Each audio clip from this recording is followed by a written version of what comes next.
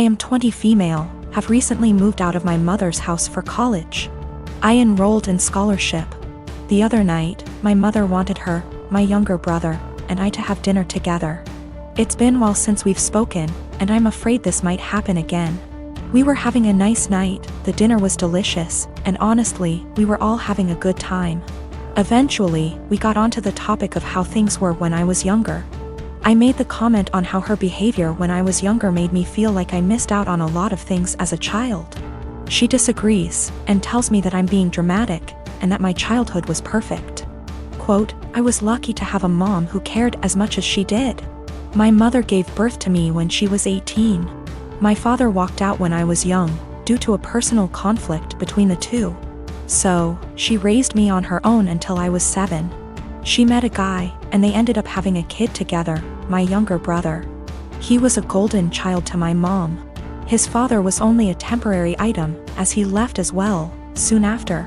Although the father of my brother was still visible in his life, I didn't have anyone to look up to as a father figure. Eventually, my mom went through a phase of depression after they separated. She started to care less and less about her children, and more about her parties and men she wanted to sleep with. It ended up getting so bad that by the time I was 10, I was a full-time caretaker of my younger brother. With the exceptions of the weekends he was with his father. I started to cook, clean, do everyone's laundry, and take care of everything outside of the boundaries of my home. From ages 13 to 15 I began missing out and losing good friends because I wasn't able to participate in any activity related to anyone else. I didn't get a car or a phone until I was 18, and even then I wasn't allowed to leave my house. I graduated senior year with flying colors and ended up getting a scholarship to a really good college. I took this opportunity not only to focus on myself, but to also help my mother realize that I was not going to be around forever. When she found out I got the scholarship, she threw a fit and told me I wasn't allowed to leave my responsibilities here at home. I left a week after the conversation. I did make sure that my younger brother was safe with his second guardian at the time. My mother and I talked on some occasions but never really kept contact. We got together, and you know the story. She told me I am an asshole for saying that she never really took care of me or my younger brother. I told her that eventually, she will need to get help and stop victimizing herself. But I'm starting to feel guilty, and that maybe I was dramatic after all. I've officially decided that I no longer need my mother in my life at this point in time. I'm now going to only focus on myself, and working towards a successful career in law. Of course, my mom won't take it well, but it won't really matter to her in the long run. Her children never really mattered to her. I'm going to stay in contact with my younger brother, though. I'm going to make sure that he doesn't possibly go through the same amount of trauma I did. I want to start by saying that I don't have the best relationship with my mom. I have an older sister, and growing up my mom always tended to control me, and tried to override any decisions I make, saying that I was young and naive and she always knew better. I cut contact with her for a few months after she tried to get involved in my marriage. My husband and I been together for 3 years, and he has always been telling me to be more gentle with my mom. I had a miscarriage a few days ago. It's devastating, and I really thought it'll get easier, but I'm still feeling excruciating pain and frustration. We were happy and excited, but all that disappeared suddenly, and it was hard for me to take because I thought everything was fine. I didn't tell anyone, especially since I'm currently dealing with some health issues. I didn't tell anyone in the family. My husband promised not to tell until I'm ready. My mom kept asking me questions and brought up my pregnancy constantly, and my answers were short. Because I didn't want her to know, since she'd call everybody and let them know. She's always like this, that's why I tend to keep things private. I decided to not visit for a couple of days, hoping she'd stop asking questions. Then I found out on FB that my mom announced my miscarriage on her page, and I didn't know about that. I was shocked. I freaked out when I started getting calls from family members, and I have no idea how many people knew about it. I was so mad to the point of shaking. Everyone kept berating me for not telling them. I called my mom and I yelled at her. She defended herself, saying that she was just looking for support and that I should have told her about it first time she asked what was wrong. I asked her who told her, and she said she had a talk with my doctor, but I shouldn't be mad because she's my mom and she had the right to know what's going on. I argued with her about getting involved in my personal life and disregarding my feelings and cutting me off guard like that. I went to the doctor and I lashed out at her for releasing my private medical information to my mom and causing me to deal with everyone asking why I was hiding my miscarriage from them even though I was just waiting for the right time. I told my doctor that I was going to file a complaint against her the same day since she didn't respect my privacy, and decided to give my mom information about my medical records.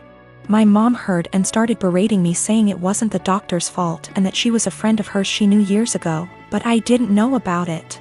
She said that I went too far and acted like my family were strangers.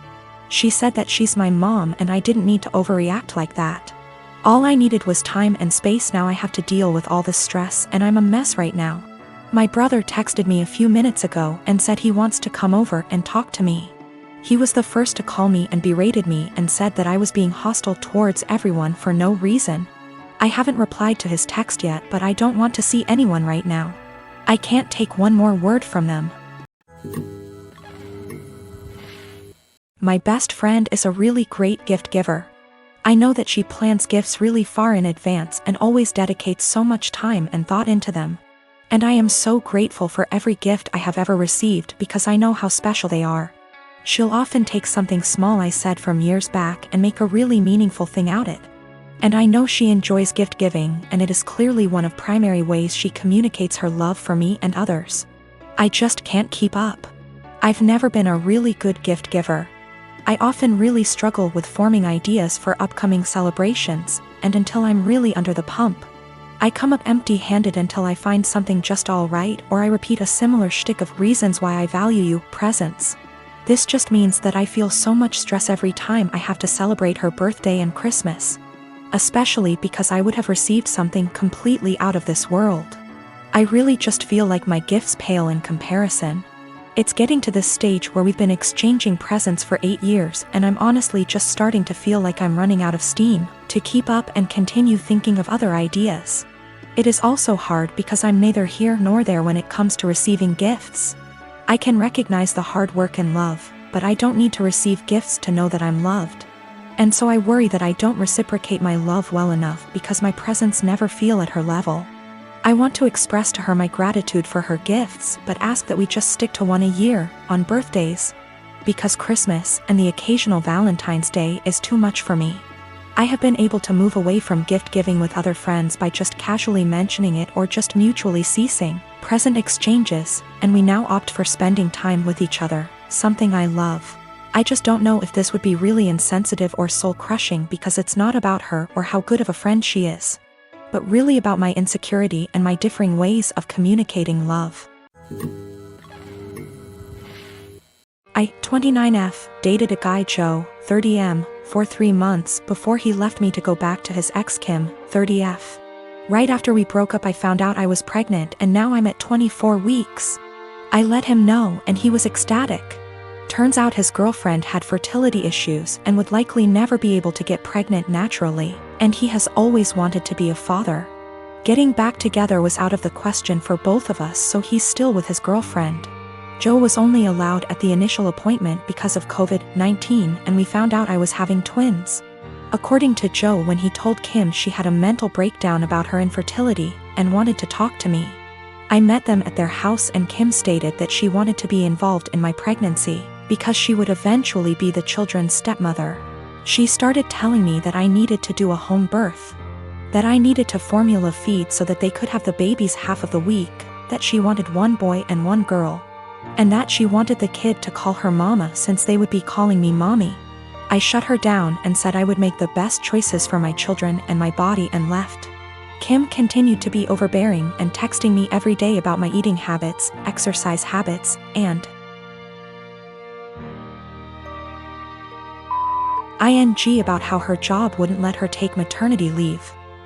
At the virtual genetics counseling appointment, she attended instead of Joe and took over the whole meeting trying to talk about her family history, which wasn't relevant. When it came time for my 20-week level 2 scan, they allowed me 1 guest and Joe suggested I take Kim instead of him, which I refused to do. Joe did end up coming, and he found out the gender because I wanted to keep it a surprise for me so we could throw a gender reveal party. I put a pregnancy announcement on my social media, and then she put up an announcement saying they were expecting twins, the non-traditional way, and how blessed she was. I was irritated, but I kept my mouth shut. Then she threw a gender reveal party and posted it on social media. I wasn't even invited.